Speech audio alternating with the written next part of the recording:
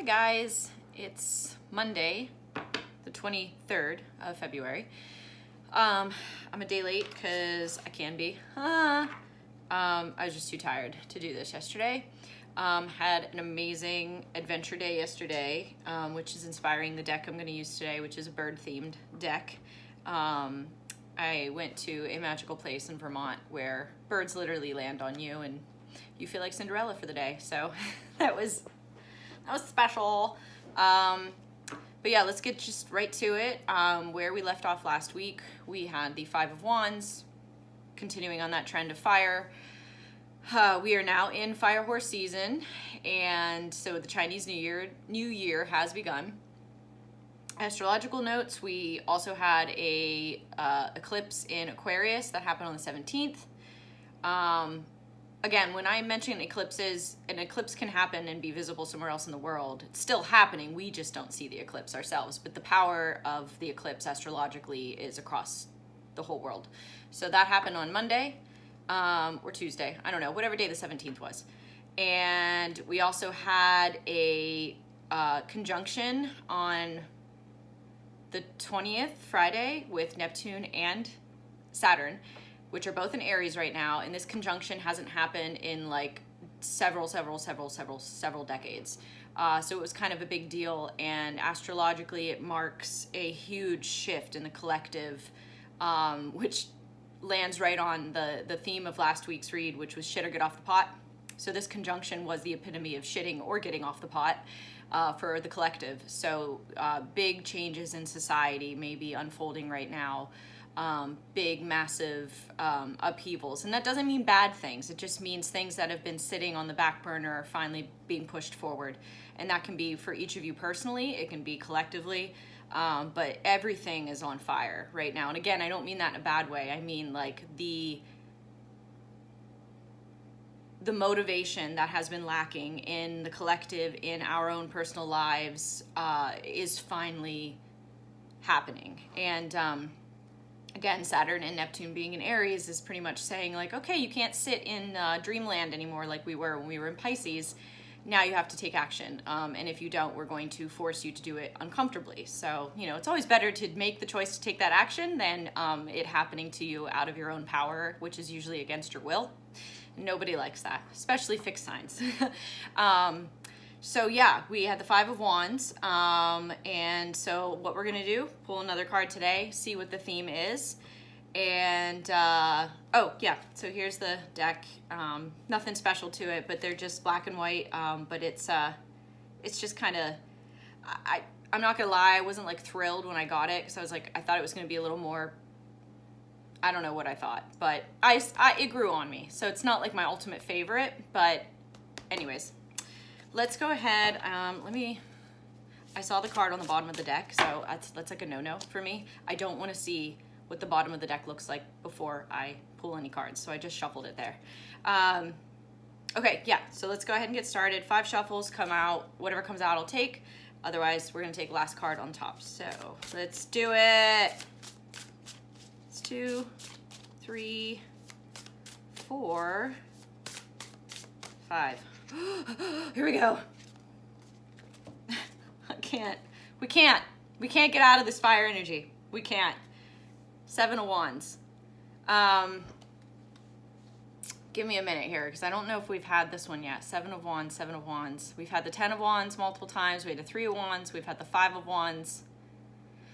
We had the Wheel of Fortune. I don't think we've had the 7 of Wands. So, 7 of Wands is still kind of in that theme of conflict, but the 7 of Wands is more guarded in nature than being conflicted. So this is a good sign, and look at this ostrich. It's cute, but I'm also kind of like, I don't know, man. These aren't like really my favorite. I don't know. Okay, shut up, Sarah. Let's see. So the 7 of Wands in Rider-Waite Tarot is a guy standing on like top of a hill at like the edge of some kind of precipice, and there are 6 wands like pointing up towards him, like they're trying to jab at him, and he's got the seventh wand, and he's like fighting them all off. And the neat little detail in the card too is, a lot of people don't catch this, but the gentleman that's like fighting off these wands has two different shoes on, which indicates that he was caught off guard. So like he was like doing his thing or whatever, and he had to suddenly like go defend his territory or whatever you want to call it, and he put on like two different shoes because he was being rushed to go do the defending. So Seven of Wands, again, is still fire energy. I don't know if we're ever going to get out of this. It tracks with astrologically, it tracks that we're in Fire Horse, but we are now going from conflict to being defensive. And it doesn't have to mean defensive like, you know, you're sitting there being like, I ain't doing this. It just means more that you're protecting your inner peace, which is great. We all should be always doing that, protecting our peace. And it also kind of means like you're defending your stance on something, or you're defending your beliefs.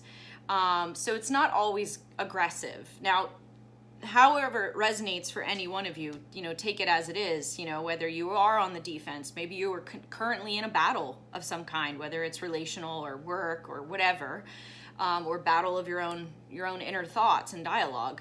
But essentially, it's a guarded energy, which tells me that, okay, collectively, or for whoever needs to hear this, you have come out of the conflict phase. So you're done fighting yourself or others or whatever it is that you were experiencing, and you're now making that next transitional phase into, okay, I've expressed my stance, or I have made this decision, or I have decided on making this change, or however you perceive this, and now I'm going to stand by it. And the problem with us as we make these kind of selective decisions is we all know damn well that not everybody's going to jump on that train with you. And unfortunately in society, especially as we grow older and we start to truly see like people's true colors in our lives, whether it's friendship, family, work relationships, whatever, personal relationships, romantic relationships, as we evolve emotionally, as we get older, you will start to see that there are certain behaviors and dynamics in relationships that don't suit you anymore, or were never good in the first place, but you had the rosy glasses on. You overlooked certain things that normally you may not have overlooked or shouldn't have overlooked, or you just weren't in a place to be able to see those red flags. So to me, the Seven of Wands tells me as a reader that someone's finally taken off their rosy glasses. And you're defending your stance on how you feel about something, or what you believe about something, or what you want. And you're going to pursue it despite other people's opinions, despite other people's like, I wouldn't if I were you, or that sounds stupid, blah, blah, blah. Because again, I think several reads back, I have said very strongly to you guys that however people treat you, or what they say or do to you that isn't in alignment with what you want, says volumes about them and nothing about you. When people don't have a healthy dialogue in their head about themselves, or if they are essentially choosing to be miserable in their lives, you know, they don't have the courage or the wherewithal to make choices that will bring them that happiness. Misery truly does love company. It's unbelievable how bad misery loves company. And if misery can't find other miserable people, miserable people will try to bring you down to their level to find that homeostasis within themselves. It has nothing to do with you. I'm going to be blunt, guys. They don't give a fuck about what you really want. They don't give a fuck about what you really feel. They want you to be on their level. They want to feel, shall we say, they want commiserated. They want someone to commiserate with.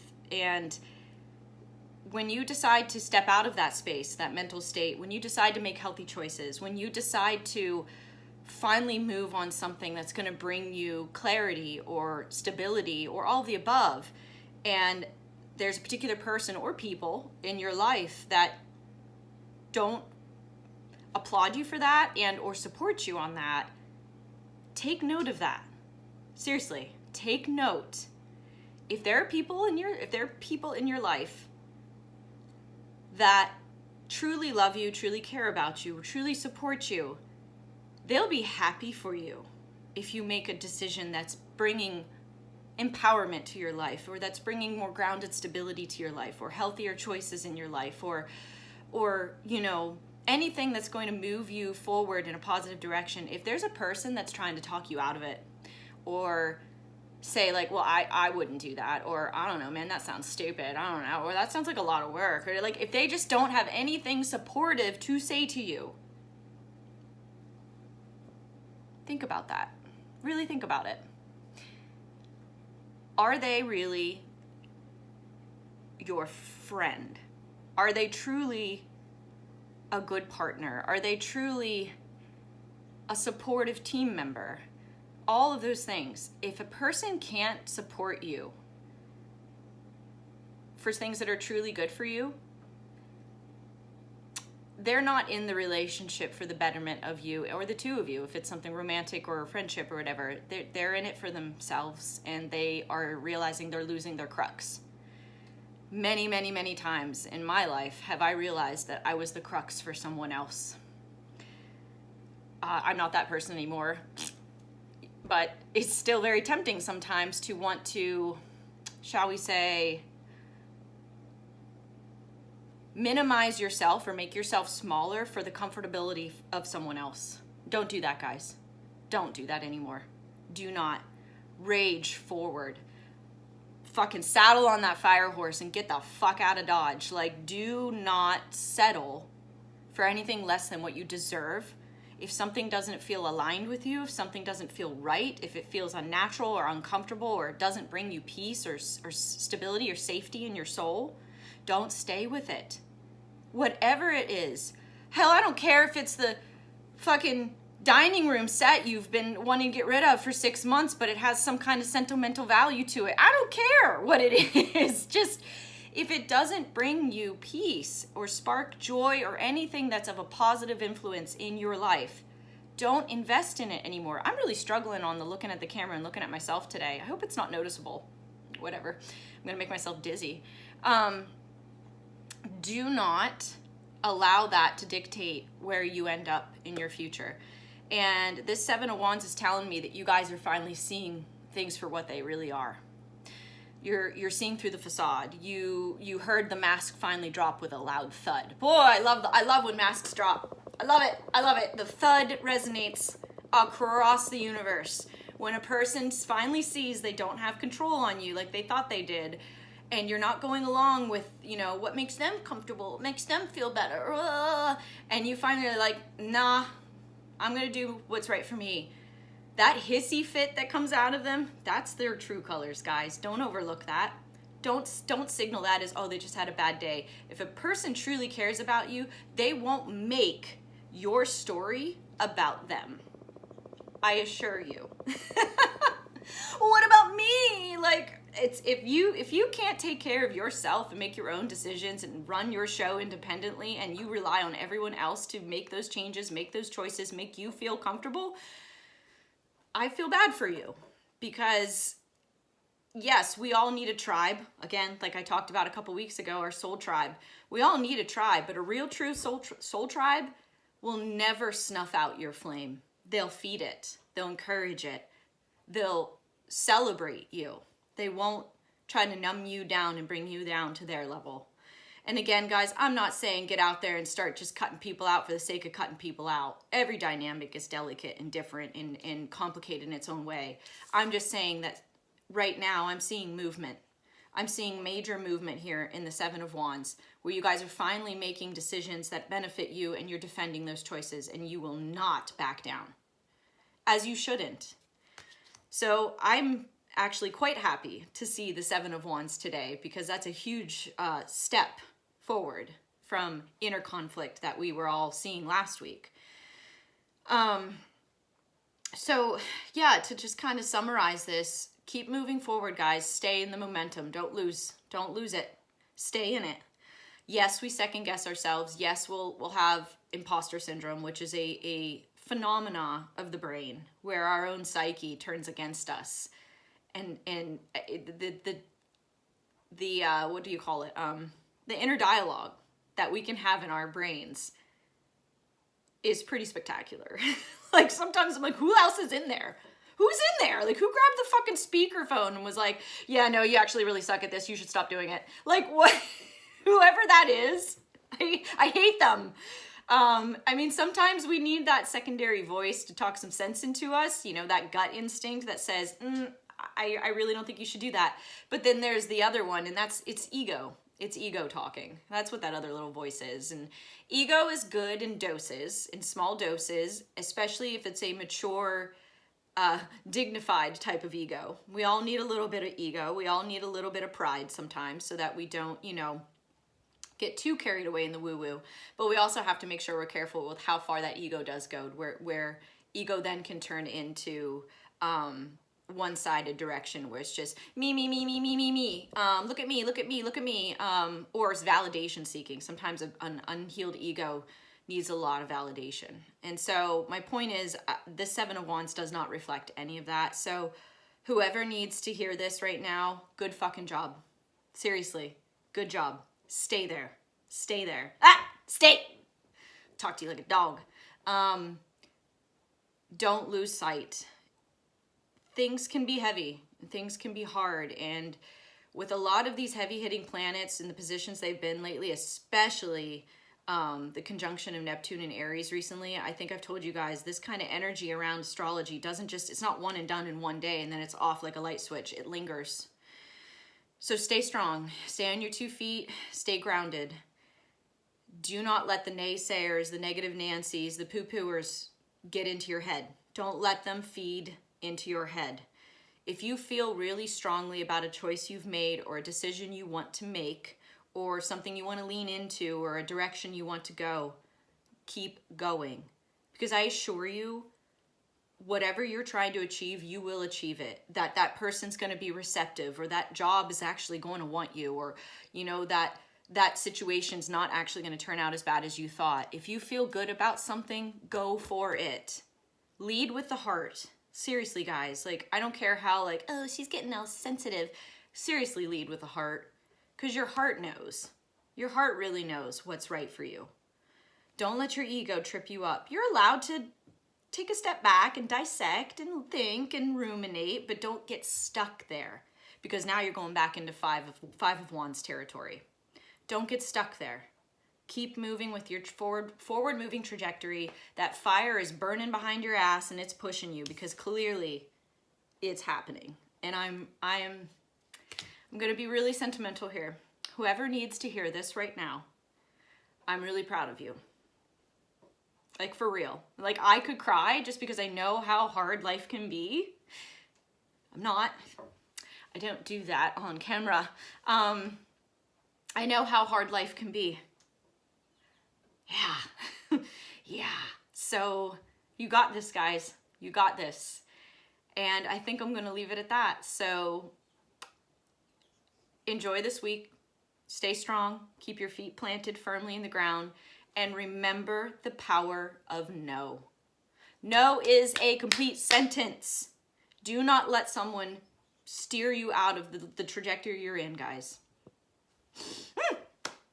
I'm glad we got this today. This feels good. We're making movements. We're making positive movements, and that's what we need right now. All right, guys. Until next time.